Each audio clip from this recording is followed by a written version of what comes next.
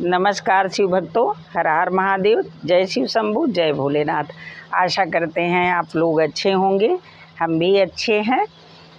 और आप लोगों को एक बहुत ही प्यारी सी कथा मैं भोलेनाथ की परम भक्त बूढ़ी माई की सुनाने जा रही हूँ। कथा को ज़रूर सुनिएगा, आपके सारे दुख दर्द भोलेनाथ दूर कर देंगे। अब कथा पर चलते हैं। कर्पूरे गौरम करुणावतारम संसार सारम भुजगेन्द्रहारम सदा वसंतं हृदयारविंदे भवं भवानी सहितं नमामि, भवं भवानी सहितं नमामि। बहुत समय पहले की बात है। एक गांव में एक बूढ़ी माई रहती थी। उनके 2 बेटे और 2 बहुएं थी। बूढ़ी माई भोलेनाथ की परम भक्त थी। वह बाबा की पूजा पाठ शिव चर्चा बड़े मन से करती थी। जब वो शिव चर्चा करती थी तो कुछ लोगों को भोजन भी कराती थी। धीरे धीरे बूढ़ी माता जी की उम्र हो चली थी और दोनों बहुएं अलग भी हो गई थी। तो बूढ़ी माई गई, पहले बड़ी बहू से बोली कि बहू, मैं शिव चर्चा अंतिम बार कराना चाह रही हूँ, मेरे ताकत भी नहीं है और भोलेनाथ से मैं क्षमा प्रार्थना कर लूँगी, जो पूजा भक्ति होगी करूँगी, लेकिन अब शिव चर्चा नहीं करूँगी और अंतिम बार मेरी शिव चर्चा है, तू मेरी व्यवस्था करा दे पूजा की। तो बहू बोली कि जाओ जाओ, मैं नहीं करती वर्ती, मैं कुछ भी नहीं करूँगी। जाओ अपनी छोटी बहू से बोल दो, आपको रोज़ शिव चर्चा ये वो करती रहती हो, उसमें ये नहीं जानती हूँ कितना समय और कितना खर्च लगता है। बुढ़िया माई बड़ी उदास हुई। उदास मन से छोटी बहू के पास गई। छोटी बहू से बोली कि बहू, अब मैं अंतिम बार शिव चर्चा करना चाहती हूँ, मेरे ताकत भी नहीं बची है, क्या तुम मेरे शिव चर्चा में सारे सामान, लोगों को भोजन कराना रहता है, सारा सहयोग मेरा कर देगी? छोटी बोली क्यों बोली बहू छोटी बहू बोली क्यों नहीं माँ जी, आप चिंता न करिए, मैं सारी चीज़ मंगा दूंगी और आपकी शिव चर्चा में जितना भी कुछ लगेगा आप जैसे चाहें कर लें, मैं भोजन सब करा दूंगी। अच्छा, उसके बाद बहू ने बढ़िया से खाना बनाया, पूजा की बुढ़िया माई तैयारी कराई। अब जो है बड़ी बहू को भी बुलौआ आया। बूढ़ा माई जो अपनी साड़ी धुल के फैलाई थी, उसमें जो पानी टपक रहा था वो मोती बन जा रहा था। अब बूढ़े बाबा जो थे लेटे लेटे खटिया पे उस मोती को बटोर बटोर के रख रहे थे और अब ये बहू बड़ी देख रही थी कि मतलब इतना मोती साड़ी से गिर रहा है। अच्छा, शिव चर्चा हुई, पूजा पाठ हुआ, बड़े मन से सब लोग खाई पी और जो है अपने घर को गई। छोटी बहू नहीं खाई थी, वो अपनी सासू माँ से बोली, माँ जी मैं ज़रा सा खेत में जा रही हूँ, अभी आऊँगी तब खाऊँगी। अब बड़ी बहू जो थी वो जिद के नाते गई, सारा खाना जो है खराब करके चली आई।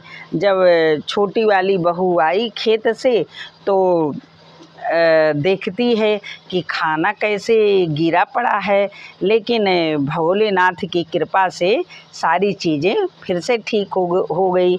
बहू छोटी भोजन खाई और बड़े प्यार से शिव गुरु को प्रणाम करके आराम से सो गई।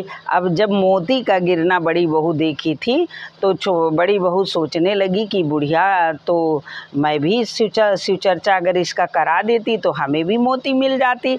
अब उसके बाद बड़ी बहू ने अपनी सास से बोला, माता जी एक बार और शिव चर्चा करो, सारी व्यवस्था मैं कर दूंगी। तो बूढ़ी माई अपने मन में सोचने लगी कि अभी तो जब बोले थे तो ये कुछ करी ही नहीं, अब बोल रही कि माता जी शिव चर्चा करो, मैं सारा सहयोग करूंगी। बूढ़ा माई बोली ठीक है। अच्छा, फिर भाई शिव चर्चा की व्यवस्था बड़ी बहू ने किया। अब फिर बूढ़े बाबा खटिया पे लेटे थे, उसने क्या किया, बूढ़ी माई की साड़ी में, उसके तो मन में था कि कब मोती जो है गिरे। अब उसमें से जो पानी टपक रहा है वो गिरता तो कांच बन जाता था। कांच बन जाता था। अब शिव चर्चा जो है अब हो रही थी, उसका दिल तो उस कांच की उस मोती पर था। जब बहू गई तो उसको तो था कि मैं जल्दी खुद ही बटोर लूँ। जब गई देख रही है कांच का टुकड़ा उसके हाथ में चुभ गया।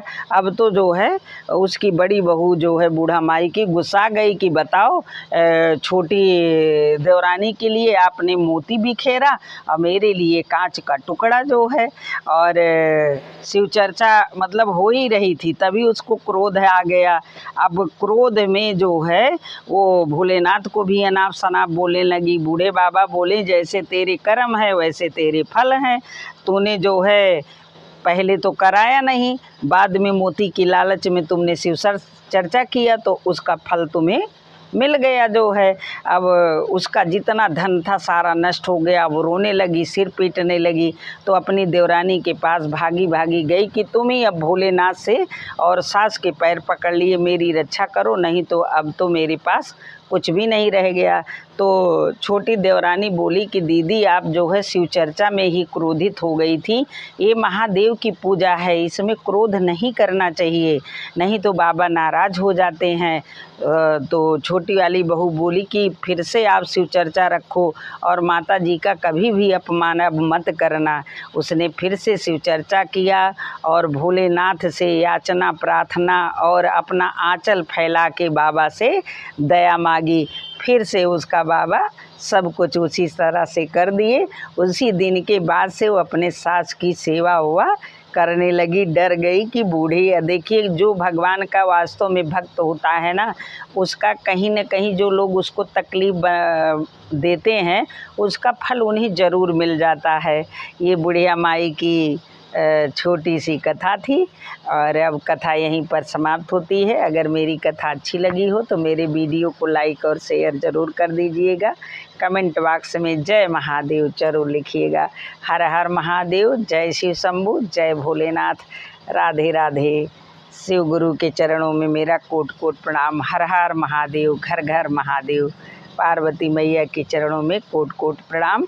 भोलेनाथ आप सभी भक्तों पर जो है अपनी कृपा दृष्टि बनाए रहें। अगर मेरी कथा आप लोग सुनते हैं तो ज़रूर लिखिएगा आप लोग कहाँ से सुन रहे हैं, हमें भी बहुत अच्छा लगेगा। धन्यवाद।